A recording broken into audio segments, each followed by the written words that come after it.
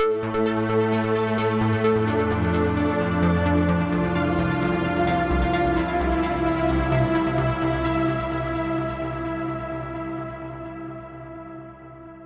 and welcome to the Sensibly Speaking podcast. This is Chris Shelton, the critical thinker at large, coming back at you now as a married man. It's my first podcast as a wedded man, and back from honeymoon, back into production, going again here. I hope some of you might have gotten a chance to see the video I posted this week about Scientology superpowers and my challenge to Scientologists about that. I just kind of had it up to here with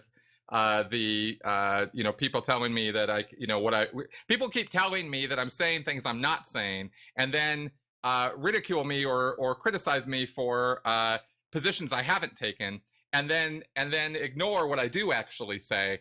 And so I just kind of got a little bit fed up with it. So I did a little rundown on what Hubbard's promises actually were, and I quote him, and then say, look, show it to me or shut up. And that's basically my bottom line with all of that. So this week on the podcast, I wanted to dive into something that was, in a way, Scientology related, but actually is much more related to current events, I think, in terms of its how much it has to do with what's going on in the world today, and that is North Korea. For a long time, we in the ex-Scientology community have talked about the fact that if Scientology ever cleared the planet or got into a position where it was actually taking over government positions or taking over a government situation, you would have a country that looked an awful lot like North Korea. So in order to help me with this, because North Korea is a deep subject and one that requires nuanced thinking, there is nothing simple about North Korea. So you can think of it in simple terms if you want, but I would encourage that you not do that, because that's not really how it should be looked at, especially with us being in the midst of potential negotiations with this country for the first time in many, many years. I think it's important we as American citizens understand what's actually going on there. So I took a little bit of a dive into it, and I then got my friend, Dr. Jeff Wasel, on board because he has actually had some personal experience and background with North Korea from his history in the military, and I'll let him discuss that. So, Jeff, welcome to my podcast. Hey, Chris, good to be with you once again. How are you? Yes. Congratulations on joining the married crowd. Thank you. So, this is a relatively hot topic right now, and so what I would like to do is first talk about your background with it and the general background and history of North Korea, because I don't think a lot of people, until it gets put front and center in the news, there's a lot of countries in the world, and I don't know that everybody really pays a lot of attention to all of them and their background and history and what's the relevance of them, our past actions with those countries. I think some people have the idea that this is the first time that North Korea has come to the table or looked at negotiations, which is not true at all. No. So let's talk about that a little bit.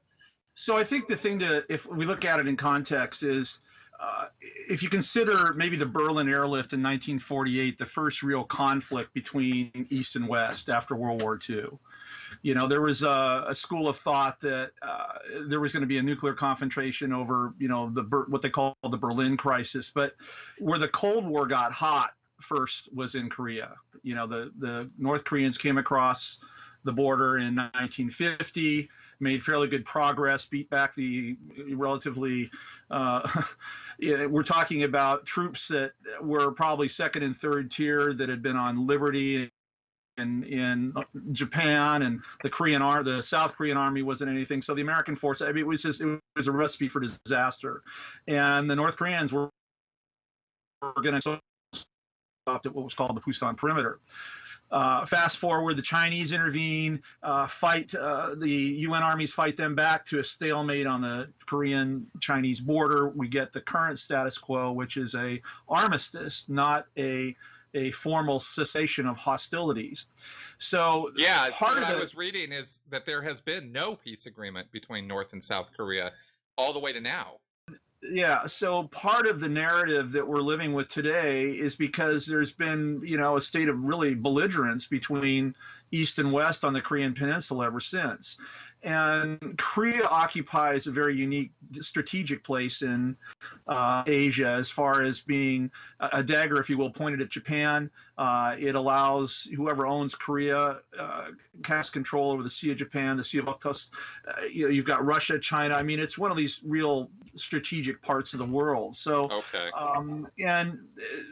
Korea has a very tortured history, as a lot of parts of Asia do. It was a relatively benign place, 3 kingdoms up until the Japanese invaded in right around the turn of the century, and it became basically a Japanese sovereignty or suzerainty, a protectorate, if you will, up until the beginning of World War II, or actually through the end of World War II. So you're talking about 35 years of Japanese occupation. Exactly, and just to set the stage a little bit even more in terms of context of North Korea and South Korea, or the Korean Peninsula, this was a nation that goes back to like 3300 BC in terms of how long it's been around. Absolutely. It was one of these places that was very influential on the Chinese, on the Japanese. I mean, It was a locus of culture. They call it the Hermit Kingdom, but it was kind of not until it became a communist state. It was truly hermetic, if you will. But back in the day, a lot of export with China in cultural trade, and of course with Japan. So it's been a player for many, many centuries. And, so there's a great sense of culture, history, identity, all the things that, that we have is in ancient states, relative to the United States. We're rookies compared to how long Korea's been around. So exactly. It's a classic. I wanted to set the stage there a little bit, because I don't want people thinking that these are a bunch of backward savages or some primitive culture or something. These guys go way back, and they were a very civilizing influence on the China Japan region during some parts of where we were having the Dark Ages in Sure. Western Europe. These guys were over there bringing philosophy and Confucianism, I mean, all kinds of things. So there's a rich history there to look at. That's the only really the point I wanted to make to start with. Yeah, it's it's called the land of the morning calm, is always been its traditional. It's been a place where philosophy has been kind of the key driver. It wasn't a real military power per se. It was more of the way Ireland was in the Dark Ages. The Irish were the keepers of the records and of literacy during the Dark Ages, and so you could consider Korea being the same. Highly literate population, a religious culture of record keeping, documentation, all these things. So it flourished in times of when there was a lot of strife in China and Japan, as you say. So yes, we're not talking about a people that have a warrior culture, have a warrior tradition. So the belligerence that we see now is more a function of 20th century norms than it is anything that's historical. Well, exactly, and when we were talking about this before we did the podcast, you had mentioned in an earlier conversation that the earlier 20th century is really, from a historical perspective, is really a period of the rise of authoritarianism, dictatorships, Absolutely. tyrants in many, many places in the world. And this, of course, goes along with what happened in Soviet Russia. I mean, they had their revolution, and out of that revolution came even worse. I mean, Stalin and all of that was certainly, we wouldn't characterize any of that as, it was really good for Russia. And here in the Korean Peninsula, you had after World War II, you have this, prior to World War II, you had a decades-long imperial Japanese occupation, which certainly was not good for them. No. And very culturally changing. And then you had World War II go down, and the world then starts getting split up, and Americans decide, 38th parallel, there's going to be a North and a South Korea, just like there was an East and a West Berlin, if I understand it right. And so we have this communist vassal state now. It wasn't necessarily the United States, but it was part of the Potsdam conversation at the end of, so you've got, this was a bone toward Russia based on, the way the world was divided after the end of World War II. So what's Right. interesting is, Kim Il-jung, who was, the granddaddy of the current political scene, if you will, the Kim dynasty, was a guerrilla against Japanese troops at, starting from about 1933 on. This is where Juche starts to get its ideals. This is where this idea of the national Korean nationalism kind of has a resurgence in terms of what we would think of 20th century nationalism, and not in the sense of fascist nationalism. This is a Korean identity against the Japanese oppressor. And so he starts kicking this idea around of, his own personal philosophy.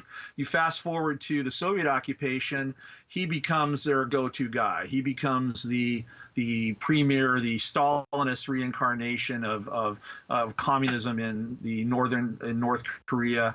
But in a way, he refutes some of that. He's not really a Marxist-Leninist. He's more of a Maoist in the sense that, Juche has a heavy agrarian component to it. And if you look at classic Maoism, and we need to actually stop right there, because we've used this word twice now, and I don't think people are quite tracking with this word. It was a word I had never heard in my life until yesterday. The word Juche refers to a philosophic system, and it has. We're going to talk a great deal about it in this podcast, but it's a system of thought. It means, the word itself actually means self-reliance. And it's a philosophical system. It's a political system. It is a state religion in some ways. It's been analyzed that way by people other than me. And so there's a lot to this, but it basically boils down to a concept of nationalism, of self-reliance, of self-sufficiency, of maintaining one's own state in the world, not relying upon other people or other things for support or help. So that's sort of the philosophy that came out of this, and Kim Il-sung, developed this philosophy as part of his own anti-imperial Japanese. Get these guys out of here. We need to be our own people again. Sounds good. Sounds perfectly fine. But then they align with Soviet Russia, and things go kind of south as far as I see. Well, there's two things that are unique too, in that, the whole cult of personality thing really doesn't come to the fore until Khrushchev in 1954 really kind of coins the term relative to, the post-Stalin era. He refutes it. He repudiates it. He says, Stalin, we have to go back to the classic ideals of communism where, the party is for the people, the proletariat. We can't have individuals owning the state, as it were. Yet it becomes very apropos because during this time, you've got Evner Hoxner in Albania, you've got Ceausescu, you've got all these guys, rising to the fore in communist states based on kind of localized cults of personality because of these strong man that, kind of plays itself to the communist narrative. And then, of course, Mao right around in the corner. So Kim is seeing this. He's a smart guy. He picks a little bit of here, a little bit of there. So Juche becomes this all-encompassing philosophy that maps to the kind of the dynastic ideas. This is where Korea is very unique, and it has had a dynasty of a cult of personality, if you will. Father, son. I mean, there's an inheritance there. It's not like, Stalin and Khrushchev, where you had, there's actually more of a traditional political succession. So Juche becomes, a philosophy above and beyond. It's very unique to Korea, and I think it's really important people understand that because it drives a lot of the way that the Koreans behave from now into the millennia, even to present day. Juche is very much it underwrites all of the way Korea thinks, be it military, economically, social, politically, all that stuff. That's right. And in the 1970s, in fact, still under the rule of the original guy, Kim Il-sung. Am I saying that right? Yep. Yeah. So under his rule, because he ruled for 40 plus years from World War II forward until 1994. I mean, it was quite a run. Yeah, 1994. That's right. So in the 1970s, they were even trying to propagate Juche to other countries. They were holding summits in Madagascar. They had an international conference on it. I mean, they were really promoting that their brand of socialism, so to speak. If you want to simplify it into something, solid like that, you can say, okay, this is the Korean brand of it's not Marxist-Leninism. It's something different now. and they were trying to bring other countries on board, and in the third world and this kind of thing. So they were reaching out to propagate this, and then and it played to the political narrative at the time. This is the age of liberation movements. You've got, North Korea is funding the Palestinian Liberation Organization, Black September. It's a player, it's giving, Libya and Korea, all these countries on the socialist spectrum, if you will, are funding anti-Western liberation movements or third world liberation movements. So, it's a guns versus butter thing. In addition to cases of Kalashnikov, we're going to export Juche. Here's a philosophy, one more tool in the liberation fighter's bag that he can take into battle with him, if you will. The idea of, there's Marxist independence, there's the Marxist individual, there's the Maoist individual. Here's the Juche-driven individual. So it was a time where there was a lot of reciprocity for ideas like that, amongst liberation theologists and thinkers and all these people who were kind of in the stew, as it were, at the time. So, North Korea got a lot of traction with it. I mean, there was, it was a way of almost legitimizing North Korea on the world stage as a place where of independent political thought.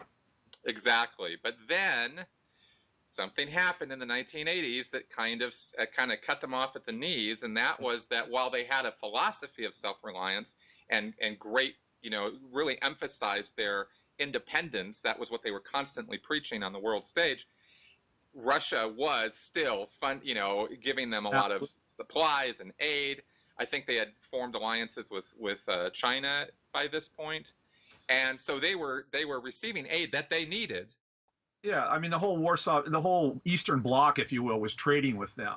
Right. And this was, same in Cuba, all these satellite states around Russia, client states, if you will, is the proper term, were all heavily dependent on the Soviet Union. When that house of cards came down, it was a domino effect in reverse, which is kind of ironic when you think about the first domino to fall in the Western, the Western paranoia about communism was Korea, right? So That's right. You go, you fast forward, 30 years, and all of a sudden, here's the thing going in inverse. So exactly. So we know that Soviet Russia was not succeeding, was not making it go economically, and they ended up collapsing for a number of reasons. I don't want to simplify it down to one thing, but I think when they did, let's think about it. The main thing is the command economy.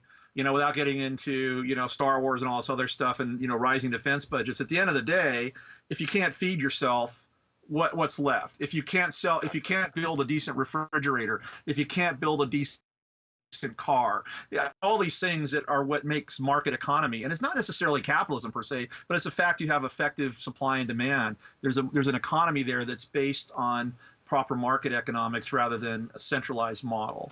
And in Korea, you've already have a problem because it's it's basically an agrarian state with its industry completely subsidized by the Soviet Union. Client state goes away. You don't have the intelligentsia. You don't have the labor resources to keep this thing afloat. What are you going to do? Exactly. And that was the position that they found themselves in when Russia disappeared. I mean, I guess you could also make, their sugar daddy, Sure. I mean, well, in Cuba, it was the cents, man. That's all they were selling them was sugar. Yeah, right. So there were a lot of artificial props keeping their economy going and keeping the country going. And when those went away, and Soviet Russia disappeared, and now we have Russia. When all that went away, then they had some very, very real world problems that they're going to have to deal with. And there's another aspect of this, of Juche, which I want to get into, which is the military part of this, because this is another thing that's kind of unique-ish to North Korea, I think. It is called Songun, Songun, if I'm pronouncing that right. And it's, quote, the leadership method under the principle of giving priority to the military and resolving the problems that may occur in the course of revolution and construction, as well as establishing the military as the main body of the revolution in the course of achieving the total task of socialism.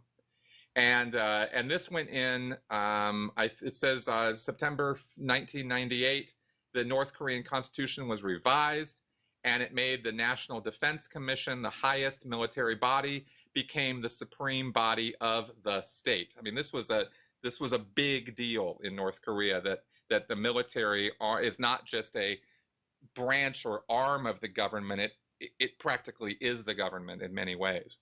So so there's two things here to think about there. Yeah. In totalitarian states, in a way, again, depending on the strength of the cult of personality or the weight, if you will, between the individual versus the collective government, say Hitler versus the Reichstag, or Mao versus the People's Assembly or what have you. These are all very powerful individuals, so they're not really in danger of being overthrown to some extent. However, they're always looking over their shoulder.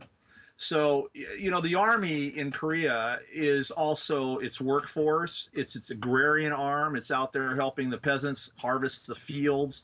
I mean, all these things. It's this huge labor force. I mean, you're talking 1.6 million men under arms, another 8 some odd million in a reserve status. So you've got to, I mean, this is a collective body. Now, granted, this is elastic over time, but, at one point, the South Korean army was larger than the Korean army. But this is a hedge. What's being done is, okay, we're looking at hard times here. We better have the army on board as far as being able to facilitate our economic strength. Like in China, the People's Republic or the People's Liberation Army is a huge industrial complex. I mean, they do everything from build washing machines to fighter airplanes. So wow.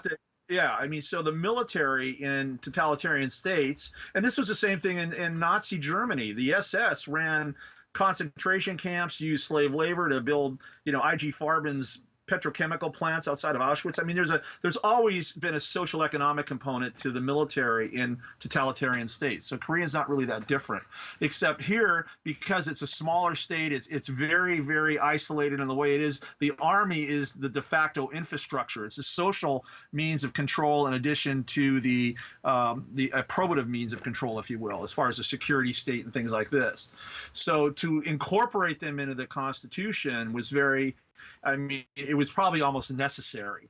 So, this is a shrewd, Kim Il-sung is thinking, okay, I'm going to throw a bone to my generals and say, look, we're going to ride this thing through, but the quid pro quo here is, when we start making more money foreign exchange wise, there's going to be, you're going to get a little bit of the pie, as it were. And right. This place, again, the game moving forward as far as foreign exchange, this, selling missile technology, whatever it may be, it as it may, you're going to see most of Korea's economics built around kind of military constrictions, like, again, missiles, counterfeiting, drug running, stuff that is, basically illegal behavior that has to be, state sanctioned. I mean, it's the only way you get away with it.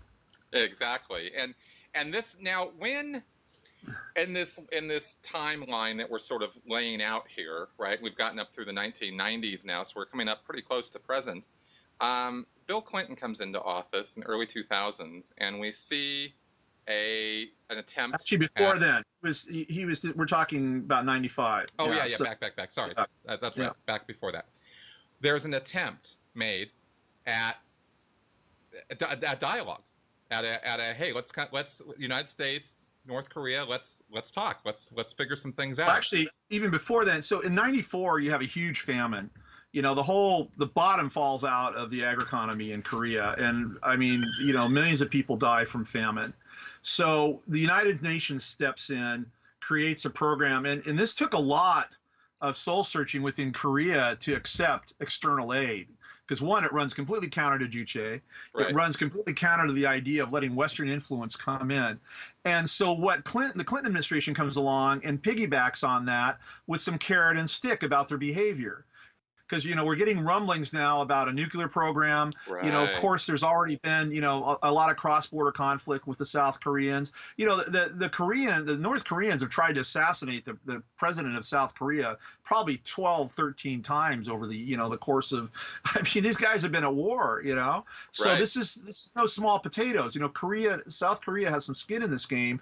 If they're feeding people, they're going to be able to at least have some leverage. And this goes to your point about, maybe here's the carrot and stick. stick approach rather than, fast forward to the Bush administration, that labels them the axis of evil, Iran, Iraq, and North Korea as being the boogeyman in 2001, 2003, 2003 time. It seems to me in hindsight, again, with my limited level of understanding of this, that was a big mistake. Like, it seemed like there was some kind of opportunity there that Bill Clinton got onto, and I'm not a big pro-Clinton person. I'm talking about this issue right now. So any Clinton people out there, just please, let's go with this here. Bill Clinton was the president. So there was a potential of communication, of some dialogue going on there, and then Bush comes in and nope. Not doing any of that. Sanction. You also have to look at, there's two. There's an international thing and there's a domestic component to this, as there always is in American politics. Yep. So, with the thing with the food aid from the United States is that, there's always restrictions or provisions assigned to it, this, that, and the other thing. North Korea was also using that aid as a way to manipulate, the domestic agenda. Food has always been used as a control mechanism in Korea just because they're always so close to the edge all the time with, from starvation. And then you have the debacle going on in Somalia. You have Clinton trying to do something in Afghanistan. So there's a lot of foreign policy stuff going on here that ends up really, I think, taking the eye off the ball. And this is, unfortunately, it kind of died a slow death, and after the ships, the grain maybe too many left. balls in the air. Yeah, exactly. And I think, Okay. Because the Clinton, toward the end of the Clinton, plus, he's getting impeached. I mean, there's all this stuff going on that it's really, how are you going to, you look at the wall, what are you going to really work on that's sticking? Feeding the North Koreans or keeping in office, right? Right.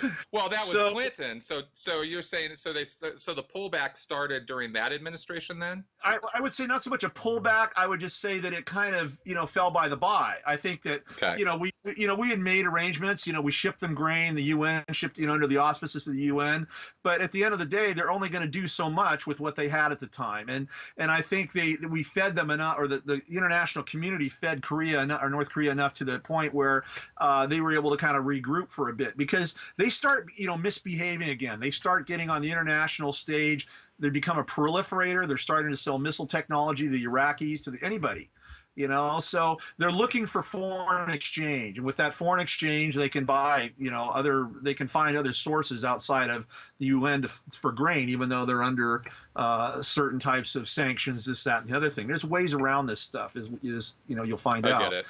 Okay. I think what happened is it's too bad because of 9/11 that the Bush administration, painted everybody that was a bad actor, quote unquote, with a very broad brush, right? Yes. Because at the end of the day, I think, we're looking at this huge massed army, but we're forgetting what's behind it.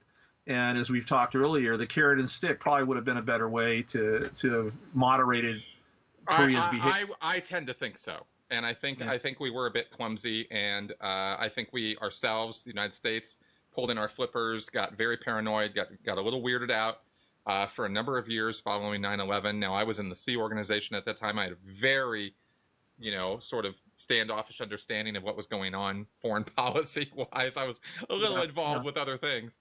But again, in retrospect, I look at it and I go, we could have played that better. At this time, South Korea was implementing what they called the Sunshine Policy. They were actually actively engaging with the North, trying to, moderate some of this stuff. And so it's almost like you had competing agendas. And I think this was another thing that the Bush administration fell by the by. They were so obsessed with Al-Qaeda and the rest of the event, and I mean justifiably so to some extent, that they figured let South Korea run with it. And they actually did a pretty good job. But then, South Korean administrations changed. There was corruption in the South Korean government. So, I mean, things, there's a lot. There's a lot more going on under the hood on the Korean Peninsula than what America's involved in. And this is the thing. Exactly. And this is part of the schizophrenic nature of our policy there. It's, we got to triangulate between the North, the South, and our own sense of entitlement / ineptitude / whatever. Exactly. And regime change on our side, by, regime change meaning the president, new president comes in. Sometimes they will new broom, the situation, and sometimes they'll carry on with whatever was going on before, and sometimes they'll just kind of let it go nowhere. And if I have it right from what we were talking about earlier, Obama wasn't so great on the foreign policy side and with I think this. The other thing too, you have to remember, if we keep going back to Juche, the nuclear program is emblematic of Juche. This is a way of rallying around the flag, showing that we're a first world nation. We have, the capability to create nuclear technology. We've got an infrastructure. We have, schools and such that can, provide, the academic chops to provide world-class scientists, blah, blah, blah. But, unfortunately, when you look at the tests and everything, it's failed miserably because there's still a certain national infrastructure, a national polity that you have to organize to be able to maintain an economy that will support the financial needs for that broad building bombs is not cheap. Right. You look at the infrastructure in the United States, Sandia National Labs, Manhattan, all that stuff, that costs an awful lot of money. And it's one thing to get the design, it's another to get the technology to implement the design. Yeah, and so exactly. basically, well, they bankrupted themselves. Okay, well, I want to just kind of carry forward on the timeline here. I want to talk, I want to finish up what we're talking about in terms of America's relationship with North Korea, and then we'll dive into Juche a lot more because I want to then talk about North Korea itself. But first, I wanted to kind of clear the air on what we have and haven't done with North Korea over the years, it being a complex situation. And keep in mind, you can really appreciate the level of work and that goes on at the State Department when you think that this is the kind of thing that goes on with every country in the world in our relationship with them. There are so many balls in the air of so many kinds, so much going on. Well, when you have to negotiate and have relationships with Japan, China, Russia, all these actors that surround Korea, especially Japan, because there's a lot of historical animus there because of the war and other things like that. And also there's a legitimate threat. The Japanese are within, tactical, not even ballistic missile range of Korea. So they've got real skin in the game. Yeah. So there's a whole other level of balances that America has to play here. And we're essentially a Pacific-facing nation. When you look at the way that our strategic view is, we're a maritime nation. We're in the middle of two great oceans, but yet we've always traditionally looked to the Pacific as where our destiny is. So that brings up, the rise of China. You've got Japan in there. These are, nation states that can severely impact our ability to trade, to do other things. And certainly having a rogue actor, quote unquote, that can theoretically toss a ballistic missile onto the West Coast, or hell, Guam, is a concern. Exactly. And so I think, to your point, what North Korea did really well is balance that risk probability against, our punitive outlook on Korea. Okay, you guys aren't going to feed us. You're going to, put all these sanctions on us. Screw you. We're going to keep building bombs, and we got the ability now to put them on top of a missile and perhaps hit Hawaii or hit Guam. Yep. So that's a compelling reason to re-engage. And this is where the Obama administration dropped the ball. They just kind of, figured we'll just rely on sanctions instead of being proactive and either negotiating through third party states like China or the Russians, anybody that had a relationship with Korea. We just kind of said, to heck with it, we're going to let it hang. And then you fast forward to the Trump administration, they're going to play to their base and say, hey, we got to go after this guy. He's a bad actor, and bang, we have brinksmanship.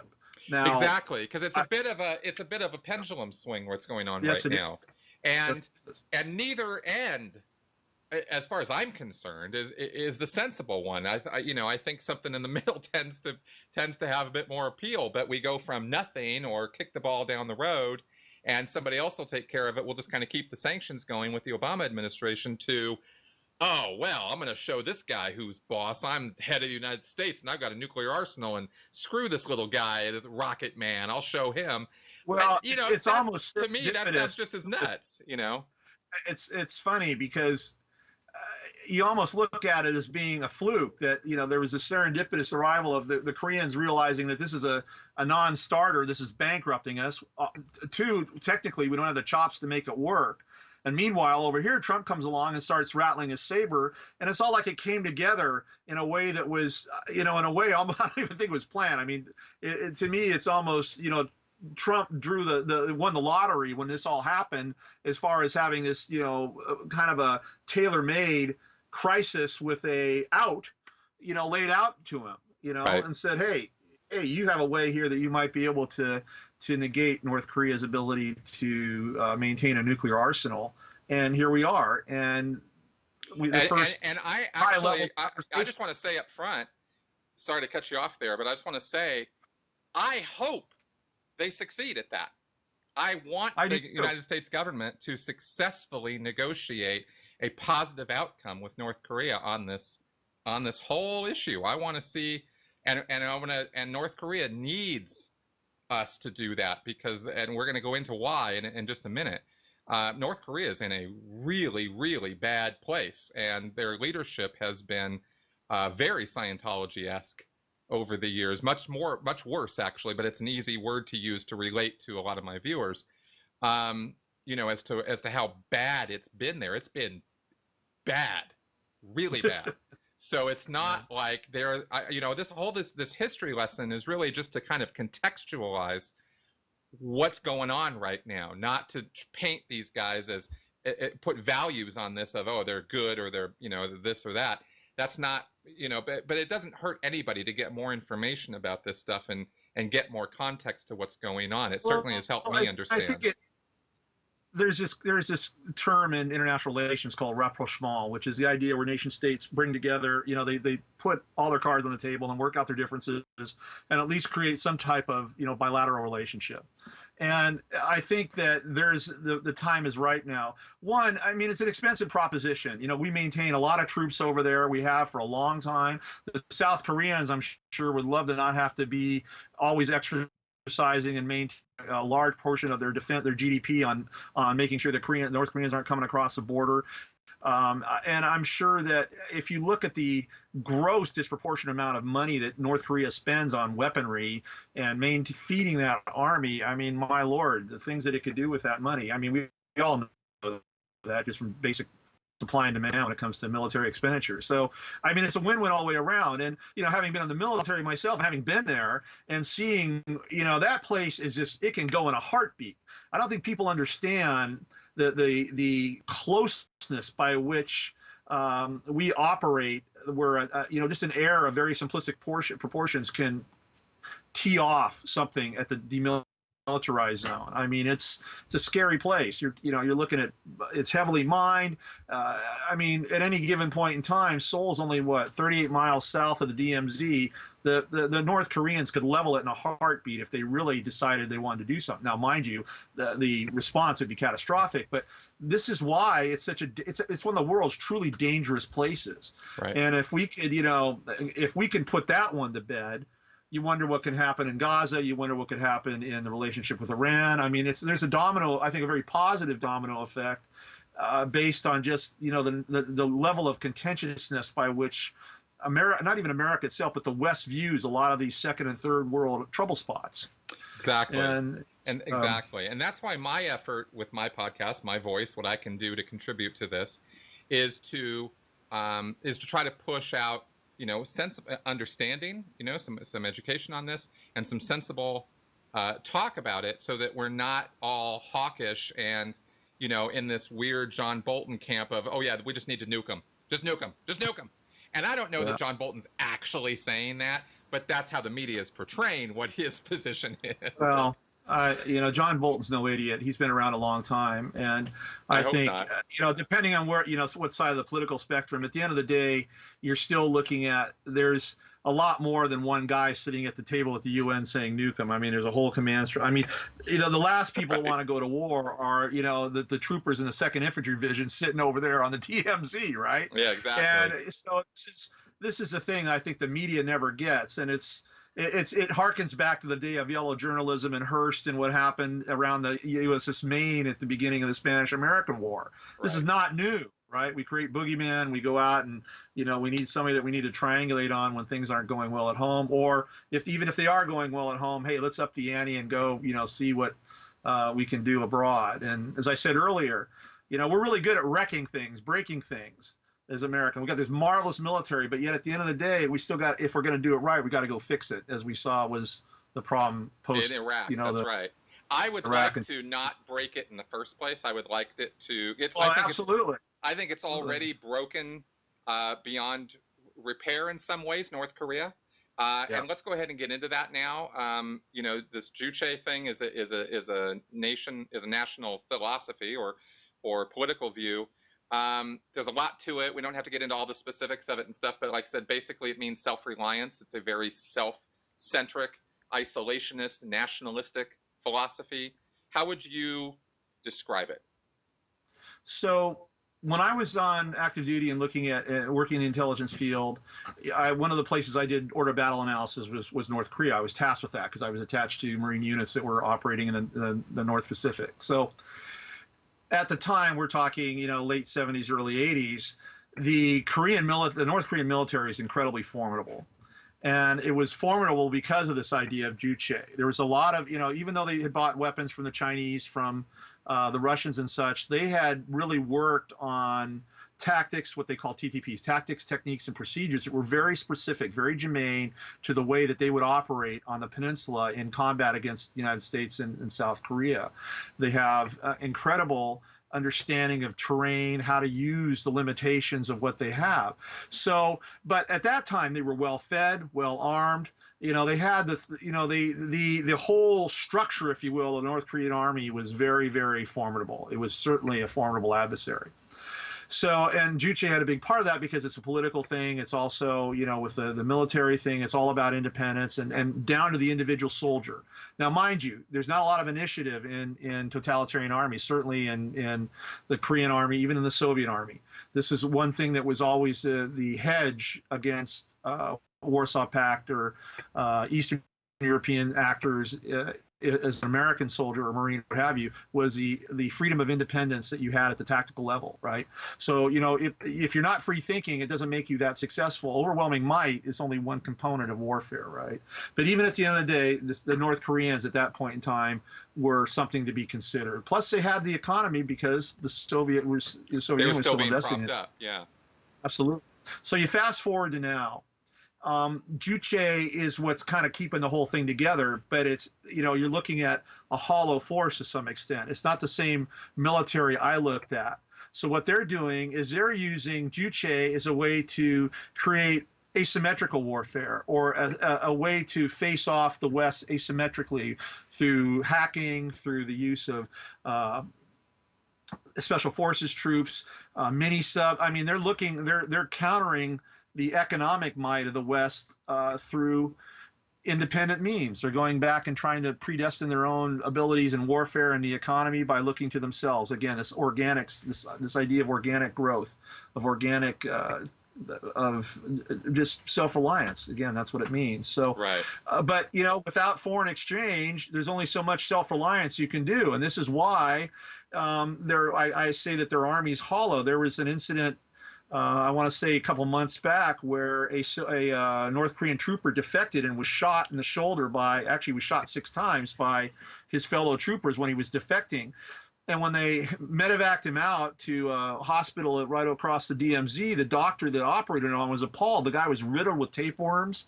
He was malnourished. And this is a guy that's a border guard, so he's, you know, pretty elite, as it were. So if this is a state of their military, where they can't even feed and his weapon was rusty. I mean, all the stuff that an analyst would look and say, these are markers of an army that's waning. You have to then extrapolate to what's the society in general. And I'm not talking about the elite in Pyongyang. I'm talking about these people that are having subsistence farmers out in the middle of nowhere, which are providing the labor that's trying to keep this whole thing afloat. You've got there's a recipe now for, I wouldn't say insurrection, but certainly the time is right for, you know, some type of collective, you know, I don't know, some type of political, you know, a groundswell of political action. Exactly. You can't put everybody in a prison camp. Exactly. You know, and I want to talk about those prison camps in a second, but the point you're making is really, really important. The Juche is not just a political party or political philosophy, though. It also has what some have, I mentioned earlier, a religious component to it. There is a sacred leader. Now, this is where we get into cult characteristics. Let's start actually having this cult conversation now. There are cultish characteristics to North Korea that you can actually point to and go, this is why we say it, that Scientology would turn into this. There is a sacred leader. He is literally called Dear Father or the Father or Great Leader. That's his title, right? And this passes down dynastically, like you mentioned, through the Kim family. There's also, they say that the term, the cult of Mount Patuko, which is this, sacred mountain in Korea where the Kims supposedly were all born. Right. And so they literally have emerged from the land, giving them this, they are part and parcel of not only the culture of Korea, but the stuff of what Korea is made of, literally. Exactly. And these people, these dynastic leaders, the great fathers, are incapable of making mistakes. They are incapable. This is the lore. This is part of Juche, though, is that they are incapable of error. Everything they say is perfect. Everything they're doing is perfect, and it's all about the country, about the nationalism. About our people. Like you mentioned, there are rituals that they engage in, and you wouldn't look at it on the surface and go, oh, that's a religious ritual, but yet there's a gymnastic event that happens I believe on a yearly basis. I didn't write the name of it down. It's the same parallel to Nuremberg. If you look at, it's a way that you bring this, a spiritual fervor with light, sound, action, the whole, milieu of art, really, down to wearing your little Kim badge. Go to prison if you don't wear your Kim badge, right? Exactly. Just like if you remember the party, you had your little swastika on there. So, spectacle is big in totalitarian states, and it's a means of control because you're controlling the message. You're seeing these very ornate, flip card demonstrations with political slogans, pictures of the Kims, all orchestrated as a way to, with religious fervor. Going back to your point. That's right. And these rituals are put together. These political exercises, gymnastic exercises, however you want to classify them, with subunits, then larger units, and then larger units. And the punishment drive is, if the little unit messes up, then that means that the big unit's messed up, and then everybody's punished. And there's definitely a lot of punishment drive. This is not Olympics I'm talking about. Off to the re-education camp, right? That's right. For flippers. It sounds like a joke here, but over there it's not. No, it's scary stuff. It's actually really life and death stuff. If you don't do your part in that ritual properly, you'll die. We're not even screwing around. It's like for real. They'll kill you. So it's a very serious thing. And then you have the other part of this that I was reading about is how the state extends down into each individual family. And how they don't call him Dear Father or Great Father just 'cause. It's a hierarchy with a father figure, and that's pretty scary because what you have is an inculcation of children literally from when they're born, and this has been multi-generational now, so this has been going on for decades.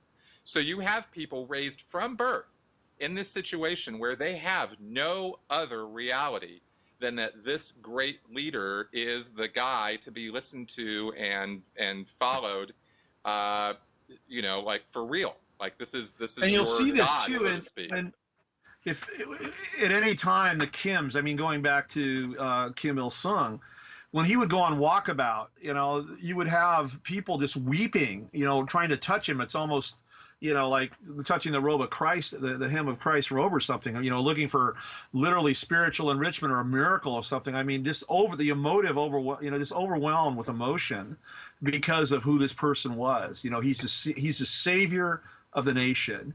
Exactly. And that's scary stuff again, because that's another thing that, you may not have this, modern army, but I'll tell you what, the fervor of somebody that is, has that worships their leader that way. My gosh, it's like the Hitler Youth during the end of World War II, man. 14-year-olds running against tanks because they could, because the Fuhrer said so. It's unbelievably scary. And this is not a small point, No. because this is not the same as Iran or Iraq or other countries in the Middle East. This is a different thing. This is North Korea, and it is a destructive cult. So, and it is this cult of Well, and the personality. So sacrifice, it's I think, not too. it's, people don't quite get this sometimes with Scientology when they only get a surface level look at what's going on in Scientology, that they think that, the Sea Org are all just waiting to be freed from, the tyranny of David Miscavige. And it's not like that. These people are. When you're inculcated with a level like that, the propensity for sacrifice is just unreal. Exactly. And so this is why a state like this can exist. People will starve for the betterment of the state because that's just the way they've been taught. That's right. And they don't blame the dear leader for that. They look to him for salvation from it. And they count on the fact that he's going to save them from that. It's a whole different point of view from I'm a slave in a slave society and I'm just toiling away. And actually, more insidiously, they will blame themselves. I didn't work hard enough. I didn't. Right. Yeah, I didn't plot. I didn't prune my fruit trees or till my plot appropriately. Exactly. Even though I've not had fresh seed from the government for 3 weeks. Still my fault. I'm sorry, dear leader. I will try harder. That's right. And it really has to almost be lived to fully appreciate how that mindset works. I mean, there were times in my life where I absolutely would have died for Scientology. No question about it. I would have thrown myself in front of a bus if I thought that was what was necessary. And as a Sea Org member, while I never really thought of this in terms of life or death, I mean, I never really thought it would be necessary to throw myself in front of a bus for David Miscavige. There were times during my years in the Sea Org where I would have done that had it been presented to me as a choice. That's how much I believed in him, and is one reason why when I found out how horrible it all was, I was like, oh, fuck this guy, and I worked so hard to take him down. So it's a reverse thing on that. And so here you have to appreciate the skill set here of a family that can turn an entire country into that mindset. Well, and here we are in the irony of it, aren't we? We talked about this, that both Scientology and Juche are all about the independence of thought for the individual, the ability to be self-determinate in one's life. Yeah. Yet you're so heavily controlled that there's absolutely no room for making any kind of determination on your own. It's all, it's preordained by the control mechanisms that are in place. That's right. But it's done in such a way that's so subtle, it gives you the impression that you have some semblance of control. Yet at the end of the day, your control is all dedicated toward the betterment of the state, not yours, yourself or your family or anybody in your immediate area. Exactly. So that's what's even, the message is just so subtle yet so insidious. And yeah, exactly. Well, I wanted to get that across because I want to really stress why it is that you don't just go bomb a place like that and think, oh, we're liberating all these people and they're going to be so thankful for us dropping all these bombs on them and destroying their dear father figure leader, and they're going to welcome us with open arms because they've just been dying for cell phones and McDonald's. That's not what's going on over there. So, that's another reason why we should think very clearly about diplomacy, military, carrot stick. What kind of carrots can we offer these folks that they might, go for that would actually change hearts and minds? We have to undo decades of this, Here's a perfect example. Which you have, let's go back to World War II again. Berlin. It's been laid to waste by the Allies. Bomber Harris at night, Hap Arnold during the day, the 8th Air Force at night, the RAF. Nothing left. Yet the Berliners, that's not what brought Germany to its knees. It was a whole combination of other things. I mean, the British and the Blitz, bombing, violence does not necessarily force a collective populace toward a particular end state, desirable end state. What really, and so then you have the beginning of the Cold War when Berlin is divided amongst the Allies and Russia.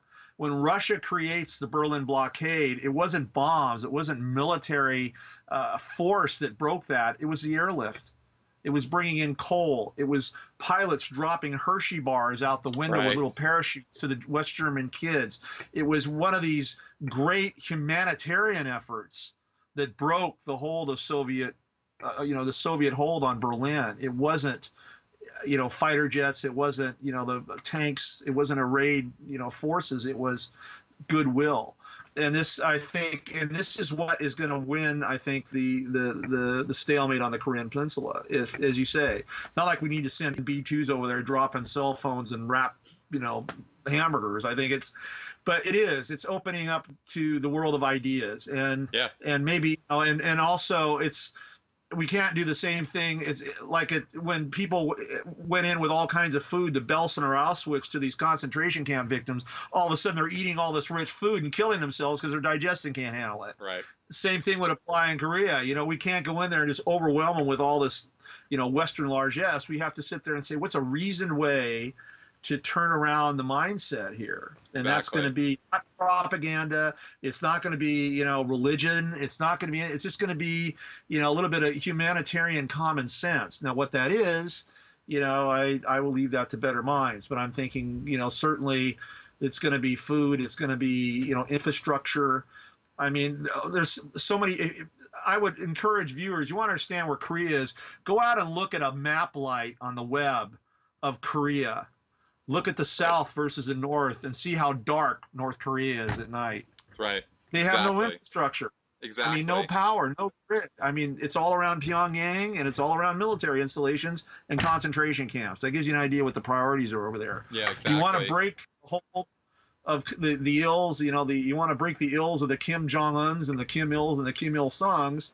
You go in there and you say, hey, we're going to bring infrastructure to some poor farmer that's sitting on the other side of the Chosin Reservoir. That's right. And I think that would be, certainly should be part of, this negotiation process and that sort of thing. Now, my personal take on this is that I am fearful with the, sort of destabilization and depopulation of the State Department that I've heard about. I don't know if this is absolutely true, but State Department officials have spoken about this on media, so I sort of think that there's something there to that. I know the North Korean guys who have been in the State Department for decades have retired. So I'm not sure that they're getting all the best advice necessarily on this situation in the executive branch of our government right now.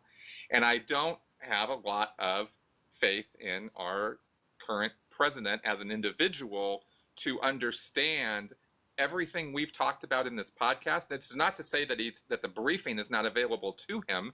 I'm sure he can get detailed briefings much, much, much better than anything we could put together. But is he availing himself of these briefings? Does he truly understand what he's dealing with? I don't think that he does, and I am concerned about that because this is a hornet's nest. I think we've painted a pretty good picture of the complexities of some of what's going on with this, and I'm just, I'm a little doubtful that given our history. So we've not had any diplomatic presence in the DPR for yonks. The embassy, our diplomatic relations with North Korea are run from Beijing. So through our embassy presence in Beijing. So part of it is that there has to be a nuanced approach to China, which right now we're, futzing around with trade embargoes and all these other things. There's a long game here. And I think that's where my concern is about, the current administration, is that when you have chaos in your forward-facing organizations, which is in this case the State Department, or even in the intelligence community.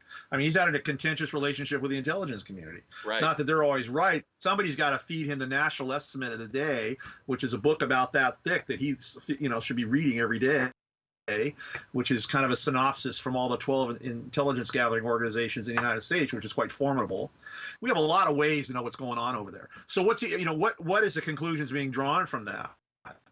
I think I'm seeing more coherence than we've seen in a while, but to what end? This is the thing. Right. Where are we going? Right. Can we use this as smart diplomacy would say, let's engage the Chinese, and maybe there's a way that we can placate some of the issues we have with them, along with using them as a proxy to help us mitigate what's going on in Korea. Yeah. Yep. And certainly that we can do that. We have the way to do that. But is President Trump, can he think that way? I don't know.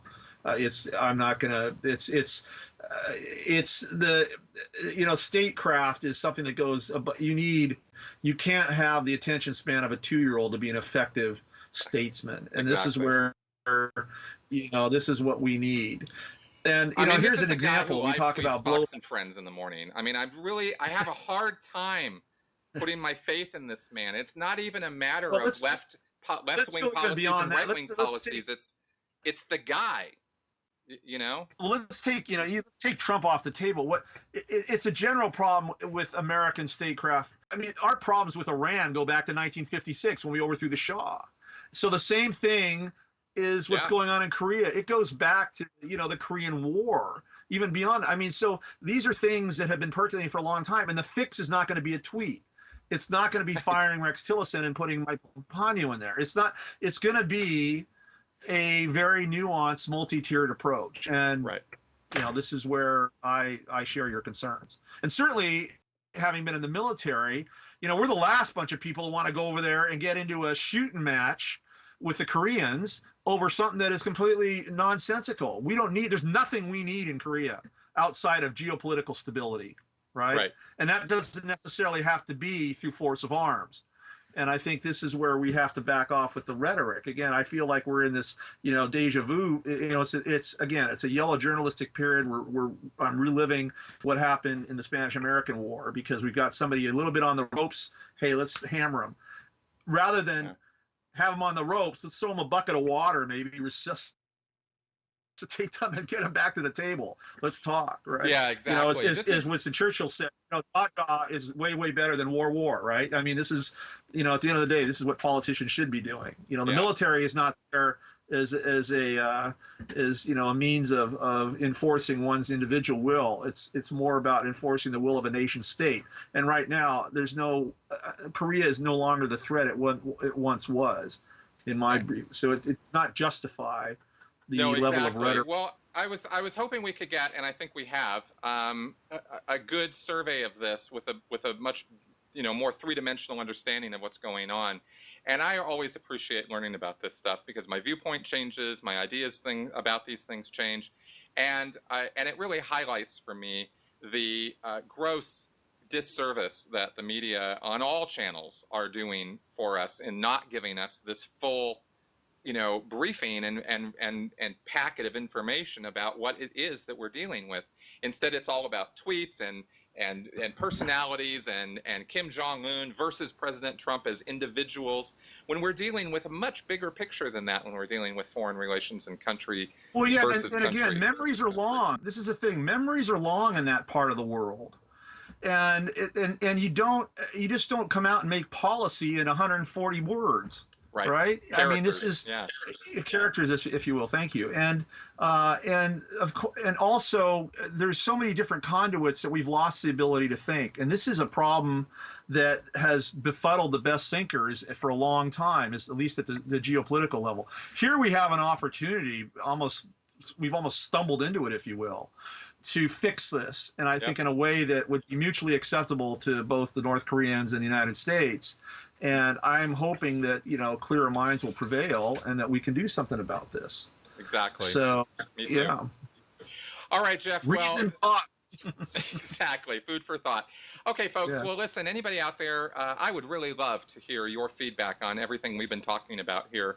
I hope we have given some food for thought to you guys, and I hope that this will actually stimulate you guys looking into this even more deeply yourselves, because that's kind of the point of this. It wasn't to sermonize. I know I throw my opinions out there quite readily, but really my effort is really to just give you guys some things to think about out there and give you some more information to contextualize what's going on. It helped me. I hoped it will help you. But like I said, give me any of your comments, good, bad, or sideways, in the comment section on YouTube or at sensiblyspeaking.com. Jeff, did you have any final words before we wrap up here?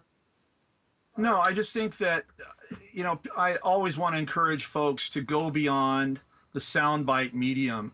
Read both ends of the spectrum. Don't be afraid to challenge your biases. I think we're living right now in an age where we're afraid of alternative opinion. In fact, you put a very good post on Facebook about this. I was reading that, when we live in a protected environment, when we're afraid to push the boundaries of thought, we end up with the status quo that we're in right now. And these are things that we need to challenge ourselves. So hopefully today we're trying to challenge your thoughts about this. because the whole thing with Korea, the whole behavior at the nation, at the national level, if you will, is a microcosm of, I think, of, you know, a lot of problems with society right now. Is we're not going beyond that 5-minute soundbite. Exactly. So, you know, challenge yourself, read, pick up a newspaper. You know, the web is not where you need to be. Go to a library. I mean, there's other places. Inform yourselves. That's an informed electorate is what changes things. So that's what I'll leave you with. Okay. Well, again, thank you very much. And we'll see you guys next week. Bye-bye.